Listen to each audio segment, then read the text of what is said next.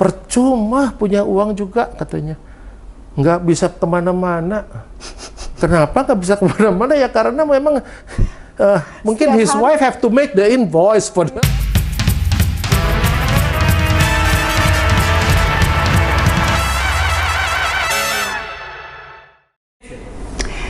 Selamat datang di podcast Boss Business Owner Success Stories, tentunya tempat di mana kita berbagi inspirasi dan juga pengalaman bisnis yang dijalani oleh para pelaku industri terbaik.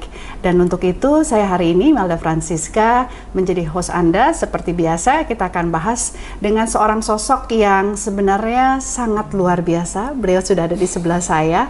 Saya tuh kenal beliau kayaknya sudah cukup lama, beberapa tahun yang lalu, tapi baru ketemu lagi sekarang dan ternyata the business is growing so well sampai akhirnya bisa bangun pabrik lagi dan begitu banyak opportunity. Nah, successful people ternyata di Kota Bogor ini bukan hanya dikenal sebagai penghasil kuliner legendaris. PT Maxindo Karya Anugrah Tbk adalah produsen makanan ringan di Indonesia yang berbasis umbi-umbian tropis. Maxi pertama kali hadir di Indonesia pada tahun 1977. Dimulai dari usaha home industry, ini berfokus pada produksi kerupuk singkong mentah dengan resep tentunya bahan rahasia. Dengan perkembangan teknologi yang inovatif yang didukung oleh permintaan pasar yang kuat pada tahun 2006, PT Maxindo Karya Anugrah Tbk mampu menciptakan inovasi baru berupa produk makanan ringan siap saji. Nah, di sebelah saya sudah ada seorang sosok yaitu Pak Sarkoro Handayani selaku Presiden Director dan juga Owner daripada PT Maxindo Karya Anugrah Tbk. Selamat pagi Bapak. Melda. Thank you so much sudah hadir bersama kami gitu dan luar biasa sekali kalau kita ngeliat dari tadi PT Maxindo sebenarnya produksi makanannya itu seperti apa sih? Nah, ini dia adalah sweet potato chips. Oh, ini orange chips. Sweet potato orange. Jadi apa yang kuning itu ya? Yang kuning ya. Karena kalau kita bicara mengenai kerupuk singkong, itu kan kayaknya makanan sehari-hari orang Indonesia ya. Iya. Semua pasti suka banget namanya kita ngeganyem bahasanya gitu ya. Si kerupuk singkong. Tapi yang kerennya, ini tuh nggak dijual di Indonesia. Dijualnya nanti kita bisa tahu ceritanya, ini ternyata 100% diekspor ke luar negeri, jadi nggak bisa ditemukan di pasar Indonesia. Oke Pak Sarkoro, mungkin boleh cerita asal usul bisa berdirinya dari PT Maxindo ini. Oke, terima kasih. Tahun 1977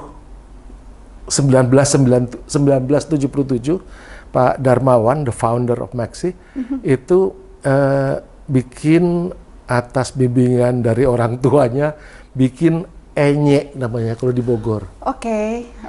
Dia bikin kerupuk enye singkong diparut, dikasih bumbu, lalu dikasih di nampan, di penyet-penyet gitu, terus dijemur. Dijemur sinar matahari, nanti kalau udah setengah kering, terus diguntingin. Jadi udah di kotak-kotak, baru dijemur lagi sampai kering, terus dijual, dipak-pakin. Sesederhana itu. Jadi dititipin di toko-toko di Surken, di Surya Kencana. Jadi Pak Darman juga orang Bogor ya Pak? Orang Bogor. Jadi lalu nggak tahu tiba-tiba ada orang Belanda yang lewat beli dan suka.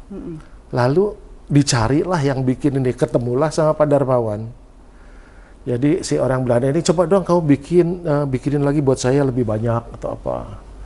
Dibuat oleh Pak Darmawan, oke, saya mau beli sama kamu. Dia tingkatkan lagi kuantitinya. Jadi Pak Darmawan mesti pindah dari dapur ke garasi. Dari garasi kuantitinya nambah lagi, jadi pindah lagi ke gudang. Ini ada faktor luck juga ya Pak ya? Yes. Ada si orang Belanda itu yang kebetulan. Betul, mulainya dari sana. Mulainya dari sana. Itu lalu permintaan makin lama makin banyak, sehingga dia tahun 2006 baru masuk ke kawasan industri, bikin pabrik di kawasan industri Olimpik. Oke. Pak Darmawan yang barangkali yang biasa bekerja sendiri dari rumah, dari dapur, dari garasi sampai ke gudang, sampai apa. Jadi mungkin lupa bahwa ketika udah jadi pabrik, udah nggak bisa lagi semua dikerjakan sendiri. Jadi beliau kadang suka ngoceh sama saya, percuma punya uang juga katanya, nggak bisa kemana-mana.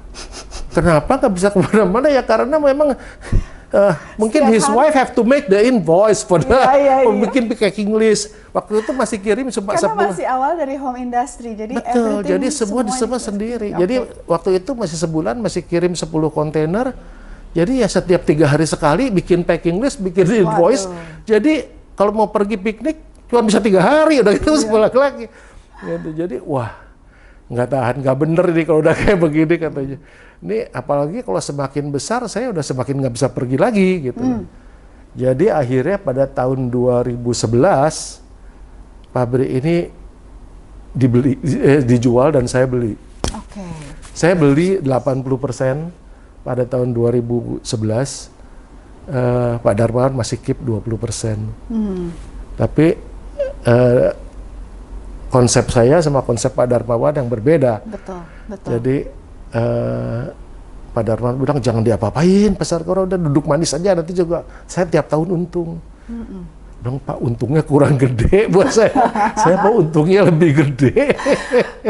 Berarti Bapak you have a vision, Pak, on the potential of the business and then how far it can grow gitu ya Pak ya. Okay. Jadi 10 tahun kemudian revenue kita sudah 15 kali. Dalam waktu? 10 tahun. 2 tahun itu stay. 2 tahun pertama stay, 8 tahun kemudian 15 kali. Itu biasanya private equity senang tuh Pak. ya kayak gitu. Jadi memang saya 2017 saya udah beli yang pabrik yang kedua. Saya udah bikin pabrik yang, jadi 2011 saya beli, 2011, 2012 saya beresin, 2013 mulai salesnya mulai naik, 2017 saya udah bikin pabrik kedua. Di sini juga karena waktu itu masih punya 1 tim. Nggak cukup kalau saya bikin jauh-jauh nanti saya ngaturnya susah. Jadi cuman antara yang B11 sama H5 kan cuman 500 meter. Jadi udah saya bikin pabrik kedua. Sebenarnya pabrik ketiga 2020 saya udah beli lagi yang di Kendal itu. Which is 8 times bigger than yang di sini. Unfortunately ada COVID, jadi semuanya tertunda. Akhirnya saya baru kerjakan tahun ini yang di Kendal masih belum selesai. Berapa hektar Pak kalau 8 kali lebih besar yang di Kendal? Di sini kan cuma 4.500, sedang sana 35.000. 35.000. Iya, 3,5 hektar. 3,5 hektar. Itu kenapa Pak? Bisa dari yang tadinya di sini 1 hektaran, ya kan? Terus sampai 3 kali pabriknya. Itu pasti kenapa dong? Pasti ada demand yang. Iya, karena memang we found out bahwa kalau mau masuk Amerika, kita sudah masuk Amerika, cuman masih masuk ke yang jaringan yang kecil-kecil. Jadi saya cerita waktu itu tahun 2019 saya ikut satu pertemuan buyer dan seller di Vegas. Itu kita daftar sebagai seller, lalu oleh organisernya dikirimin ke supermarket, apa toko-toko itu yang memang ini. Dan ternyata yang mau ada 33 perusahaan yang mau ketemu kita, and all big guys. You name it, mau Walmart, mau Whole Food, mau Costco, mau all big guys. Jadi di situ saya baru tahu bahwa they are really big. Jadi kapasitasnya makanya harus diperbesar. Betul. Tapi jadi hanya dipasarkan di pasar Amerika saja atau sebenarnya how is the chips distributed di ekspor Pak, dunia ekspor ini? Sekarang ini saya sudah ke 34 negara. Walaupun 80%-nya ke 3 negara. Amerika, Australia, dan Belanda itu 3 negara itu 80%. Sisanya ke negara-negara yang lain. Sekarang kemarin saya baru nambah lagi, saya pergi ke Middle East, saya masuk ke Dubai, Saudi, Jordan, Palestina, Israel. Oke. Interesting market, Pak. Interesting, nggak besar. Marketnya di sana nggak besar, cuma ya seru aja, lucu-lucuannya. Ini namanya lucu-lucuan yang cuan gitu ya. Tapi tadi kembali lagi tadi kayak tuh US market base yang mereka besar sekali. Dalam 1 bulan, kira-kira berapa kontainer Bapak harus provide untuk mereka itu? Jadi waktu itu saya sempat ketemu sama Dollar Tree, salah satu supermarket chain di sana. Sangat serius, udah serius banget, tapi terus tiba-tiba jadi berhenti gara-gara COVID. Itu dia bilang dia perlu kira-kira minimum 20 kontainer sebulan. Nggak kelewatan aneh, karena sekarang ini aja saya kirim ke Australia juga more than 25 kontainer semen. Oke. Gitu. Jadi tapi itu minimumnya 20. Dan Bapak pakai nama brand Bapak sendiri ya? Mereka nggak rubah minta branding lain atau atas? Enggak. Oke. Dari semua yang saya jual itu yang pakai brand saya cuma 10% barangkali.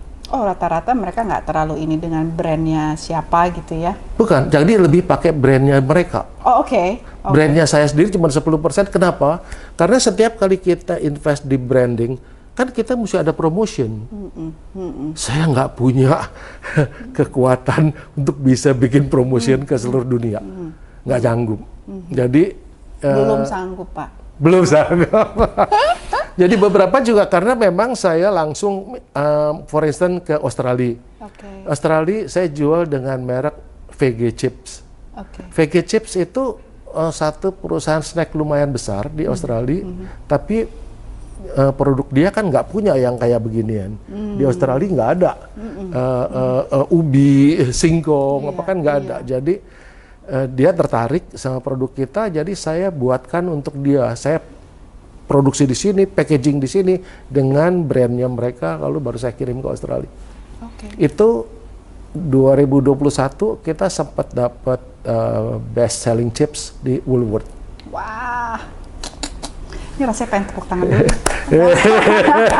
Tapi Pak, terus kan kalau kita bicara ini kan tadi yang sudah mencapai target sukses kayaknya enak ya untuk diobrolin gitu kan. Wah, udah sampai tadi ke berapa negara, Pak? 34. 34 negara, 80% market Amerika, terus ada Jepang, terus Jepang sudah Belanda, ya Pak ya, cukup besar juga.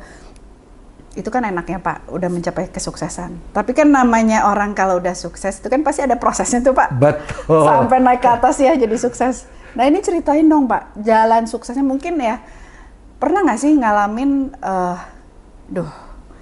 ini bisnis ini lagi down banget gitu? Atau memang sebenarnya dari awal Bapak udah cun banget, jago banget dari awal, dari 2011 udah tahu langsung gimana navigasinya gitu loh? Saya sudah plan waktu 2011 waktu saya took over pabrik ini, saya udah bisa cium. Wah, ini kok bau duit ya? Wah gitu. Jadi sesederhana, karena menurut saya melakukan bisnis sesuatu yang yang pertama saya lihat adalah market. Marketnya ada nggak? Gitu. Kalau marketnya ada, perkara bikin bisa apa enggak nanti urusan belakangan. Betul.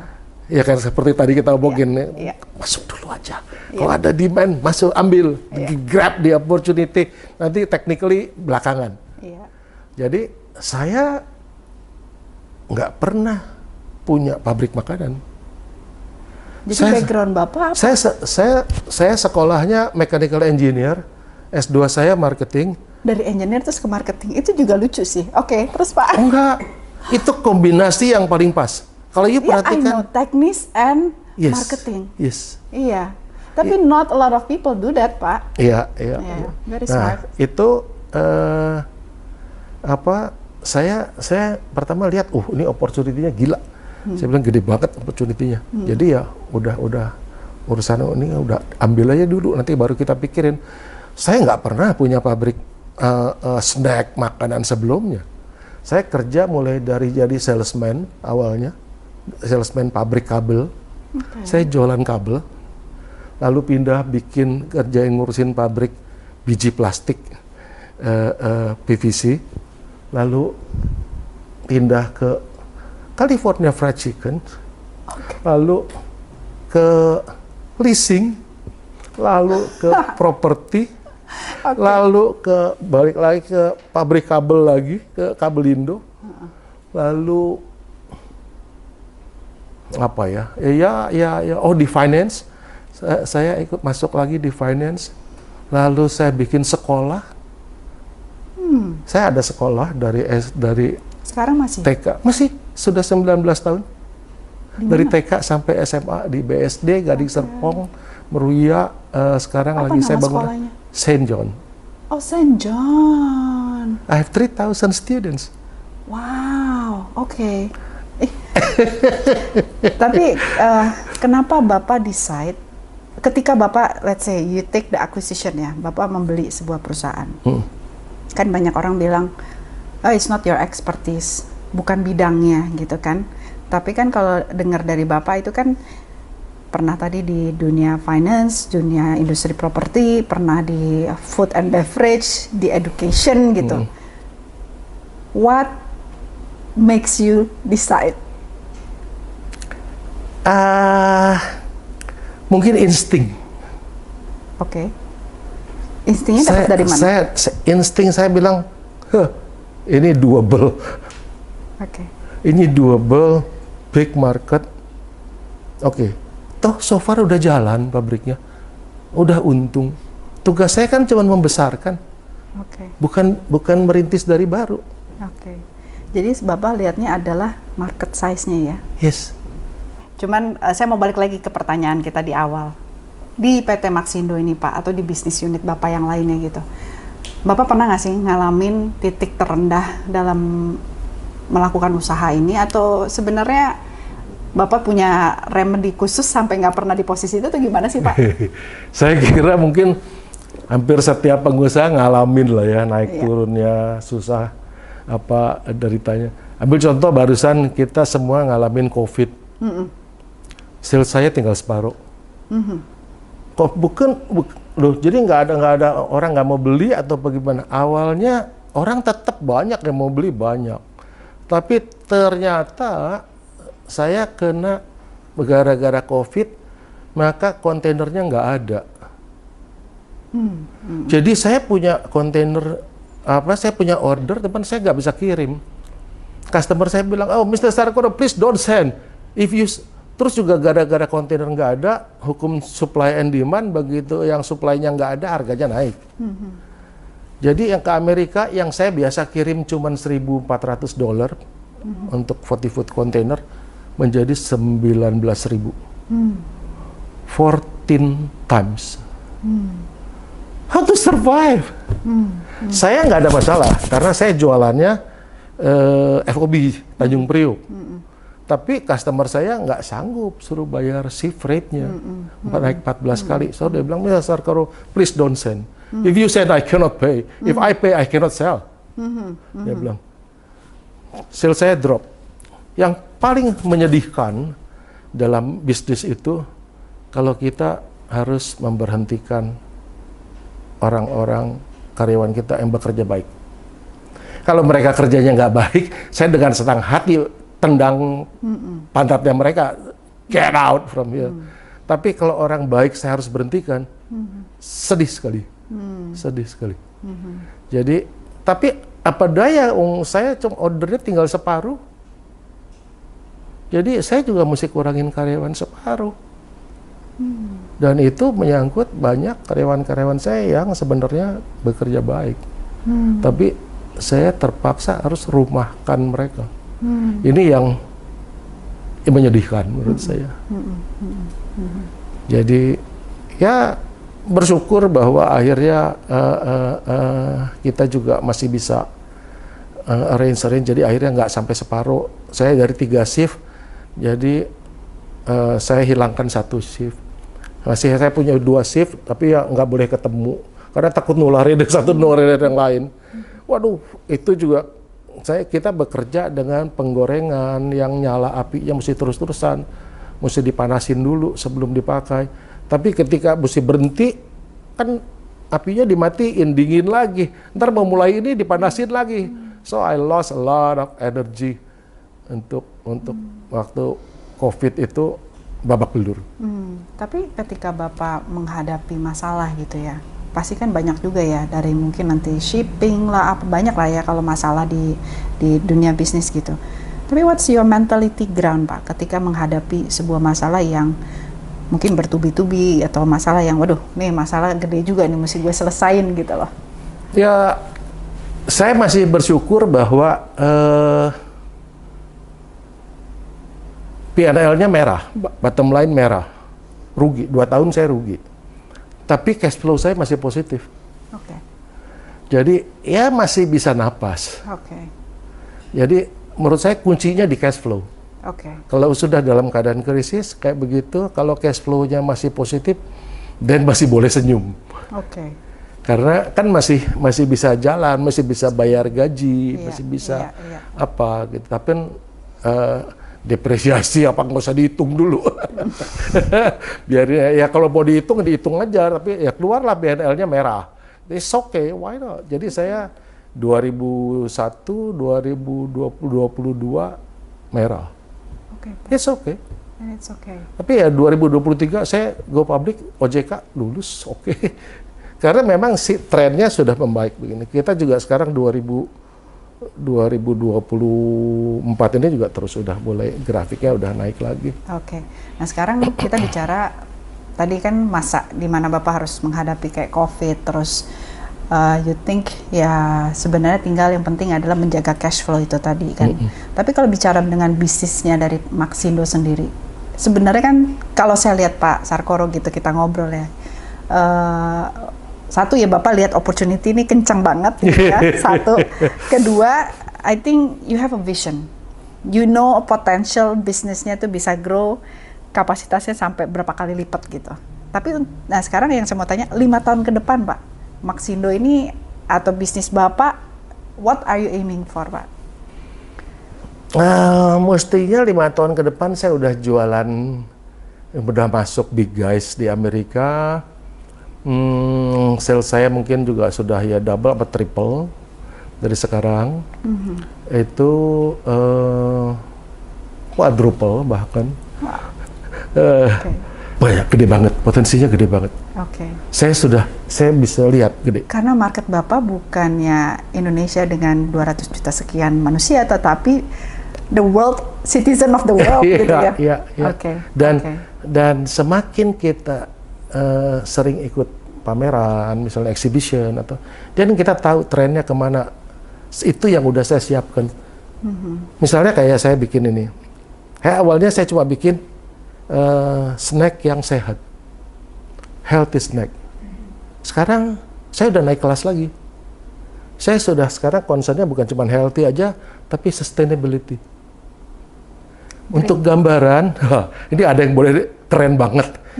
Untuk singkong, saya satu-satunya di dunia yang punya Certificate Rainforest Alliance.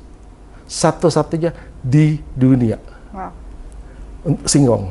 Kalau untuk teh, untuk kopi banyak. Lipton Tea itu punya Rainforest Alliance, logonya kodok hijau. Tapi untuk singkong saya satu-satunya di dunia. Jadi saya sudah lihat bahwa tren bakal ke sana. Saya sudah masuk dulu. Mungkin ini satu pertanyaan juga Pak. Kan Bapak sukses nih sekarang ya. Dan you think the opportunity for you is just so big. How do you manage, gimana Bapak manage your ego? Karena biasanya orang yang sudah sukses in business bisa dengan mudah, ya nggak usah bisnis deh, dalam politik, dalam apa gitu ya. Kita seringkali ngelihat egonya yang akan lebih timbul. Tapi kalau dari Bapak sendiri ada masukan nggak sih?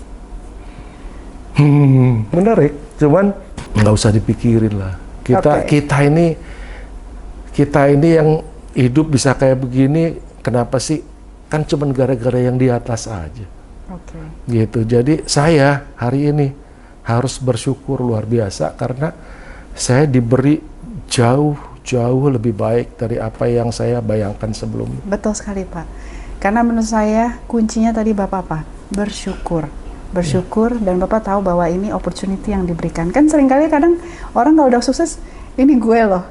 Semuanya saya gitu kan. Nah, itu yang ya seringkali ya anak muda terkecoh dengan itu.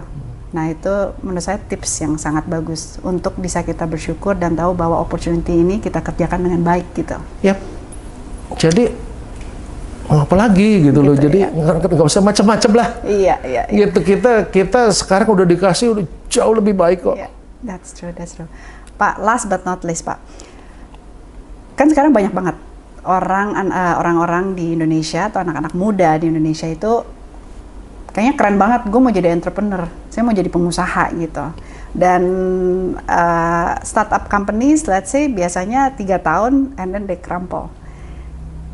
Ada tips nggak sih Pak untuk para anak muda ini nggak akhirnya patah semangat? And what do they have to do untuk menjadi seorang entrepreneur Pak gitu loh? Saya kira kebanyakan mereka ngelihatnya bikin perencanaan jangka pendek. Saya kasih satu story. Bukan story, ini cerita beneran. Satu hari ada teman saya dari Bandung datang. Dia punya anak perempuan satu anak tunggal. Dia datang sama saya, dia bilang, "Sar, bantuin gue dong, gue bingung nih ngurus anak gue." "Kenapa? Anak lu kan pinter," saya bilang gitu. Anaknya itu S1 sipil Parahyangan, S2 MBA ITB cum laude. Udah selesai, dapat ijazahnya dikasih ke papanya. "This is what you asked for, I give it to you back." Loh, ya buat kamu dong katanya, buat kamu pakai, buat kamu punya career. "No, I just want to be a housewife." Mati gue katanya. Anak gue kayak bagaimana ya? Nggak bisa diomongin. Ya saya bilang, "Coba suruh datang sini, ketemu saya." Saya tanya, ceritanya sama kayak gitu. Tapi terus, "Jadi kamu ngapain aja sekarang?" Ya dia bilang, ya saya ikut kur di gereja, saya ngajar sekolah minggu.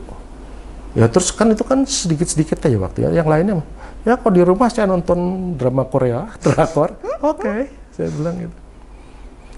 "Ada rencana menikah?" Saya bilang, "Ada dong Om, saya orang normal." Kata, "Oke, mau punya anak?" "Ya berapa?" "2." "Oke, good." Saya bilang gitu. Kalau saya bilang satu hari kamu punya pilihan, anak kamu mau masuk Maranatha, Universitas Maranatha, atau mau Harvard, mau pilih yang mana? "Itu bukan pilihan Om namanya," katanya. "Ya pasti saya pilih Harvard," katanya. "Oke, good," saya bilang. Sekarang saya tanya sama kamu, saya bilang, kalau suami kamu nggak lulus SD, apakah kira-kira anak kamu bisa masuk Harvard? Kayaknya mungkin enggak ya, katanya gitu. "Oke, good.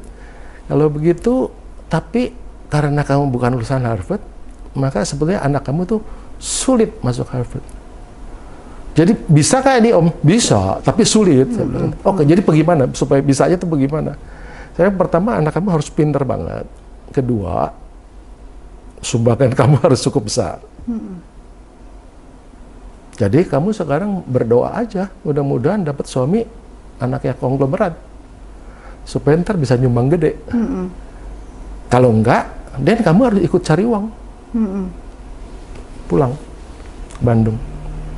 4 bulan kemudian dia udah kerja satu percetakan besar skala nasional di sini. Apa artinya dari cerita ini? Balik lagi tadi saya ngomongin kan pandangan jangka pendek, jangka panjang. If you talk only 2 years ahead, you want to be a housewife. 2 tahun lagi kan mau jadi ibu rumah tangga. Hari ini mau nonton drakor nggak ada masalah. Betul. You nonton drakor aja, 2 tahun lagi ya capai punya cita-cita. Tapi kalau you punya cita-cita 20 tahun yang akan datang, mau kirim anak ke Harvard, you nggak bisa nonton drakor hari ini. You harus kerja. You harus kerja. You harus cari suami yang pinter. Banyak, a lot of things to do untuk mencapai itu. Kesana. Oke. So, jadi banyakkan orang mau berusaha, mau apa, mikirnya kelewat deket. Oke, pokoknya saya target tahun ini gini lah, tahun depan lagi begini nanti. Enggak gitu. You harus tahu, 20 tahun lagi mau dibawa kemana nih perusahaan, mau jadi apa, mau jadi sebesar apa. Baru dirancang, apa yang mesti kita lakukan sekarang. Banyak yang mesti kita lakukan dari sekarang untuk mencapai tujuan 20 tahun yang akan datang. Oke. That's very good insight. Itu yang saya lihat banyak kesalahan yang dibuat oleh anak muda. Oke, jadi intinya adalah successful people, kalau mau kita berusaha, first kita harus think jangka long termnya apa yang kita mau capai. Baru kita cut it untuk short term goals ya Pak ya, untuk bisa mencapai si long term itu. Oke, caranya short term goalnya bagaimana? Jadi kalau ya 20 tahun lagi mau punya uang misalnya 1T, kan 15 tahun lagi udah harus punya berapa ya? Iya. Kan 10 tahun lagi udah harus punya berapa? 5 tahun lagi udah harus punya berapa? Kalau udah tahu 5 tahun udah harus punya berapa, dan 4 tahun udah berapa, 3 tahun berapa, setahun berapa? Kalau setahun saya udah harus punya, setahun saya udah harus punya 100 M. Jadi what should I do today? Jadi 6 bulan lagi saya harus udah punya what? 50? Okay. So what should I do today? Iya. Jadi ditarik dari atas ke bawah. Jadi ketika kita melakukan sesuatu, memang planningnya itu ya yang harus benar-benar kita pikirkan, long term goalsnya mau apa, and then short termnya yang harus kita kerjakan. Oke, Pak Sarkoro, thank you so much for your time. Terima kasih untuk waktunya, tadi untuk insights-nya dan successful people. Kita belajar ya, dalam melihat sebuah bisnis, kita ini, kalau kita belajar dari Pak Sarkoro ya, bahwa satu, kita harus melihat opportunity dari market. Bagaimana sih market mengabsorb dari bisnis yang kita kerjakan? Itu satu tadi yang saya belajar ya. Terus kedua, managing, I would say Bapak itu managing system and people, and then you see the opportunity of the market. Jadi nggak capek. Akhirnya kita sendiri pun punya waktu untuk mengerjakan apa yang menjadi prioritas ya. Tadi waktu dari 20% bisa mencapai 80%, Pareto effect gitu ya. Dan akhirnya saya juga belajar dari Pak Sarkoro adalah when you do business, you have to think of long term goal. Kita harus pikir long termnya. Baru kita lihat tahun pertama saya harus mencapai berapa, tahun kedua berapa, tahun ketiga berapa. Nah ini yang seringkali mungkin kita terkecoh dengan begitu banyak opportunity, ada A, B, C, akhirnya nggak fokus. Gitu. Terus yang terakhir yang menurut saya oke banget itu adalah kita harus bersyukur bahwa kita diberikan pekerjaan, opportunity untuk kita bisa leverage dan kita kerjakan dengan baik gitu. Nah itu dia successful people, dan terima kasih Pak Sarkoro untuk waktunya. So see you on the next episode of Boss Business Owner Success Story, dan jangan lupa untuk subscribe, like, dan share podcast Boss di channel YouTube kami at podcast.boss.official dan juga ocbd.bogor.official. Dan tentunya think like a boss, learn to be a boss, and execute like a boss.